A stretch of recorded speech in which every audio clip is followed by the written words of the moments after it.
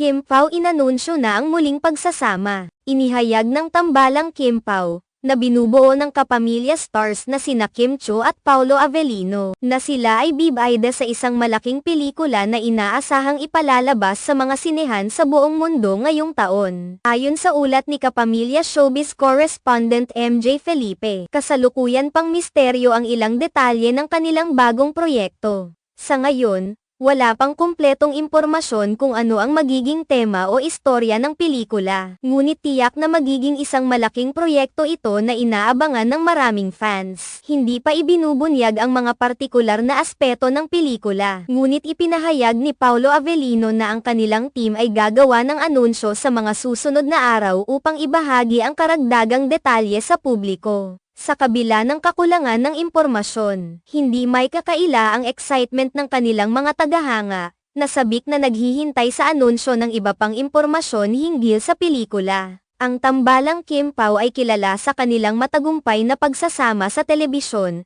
at inaasahang magdadala rin sila ng parehong charm at chemistry sa kanilang bagong proyekto sa pelikula. Ang kanilang pagsasanib puwersa sa isang malakihang pelikula ay tiyak na magiging kapana-panabik at magdudulot ng saya sa kanilang mga taga-suporta. Samantalang ang iba pang detalye ay patuloy pang isinasapinal. Siguradong ang bagong pelikula na kanilang gagampanan ay magiging isang malaking tagumpay at magdadala ng kakaibang karanasan sa mga manunood. Sa mga susunod na araw, inaasahan na maglalabas sila ng opisyal na anunsyo na magbibigay liwanag sa lahat ng mga katanungan at magpapalam sa lahat kung ano ang maaasahan mula sa kanilang pinakabago at pinakamalaking proyekto.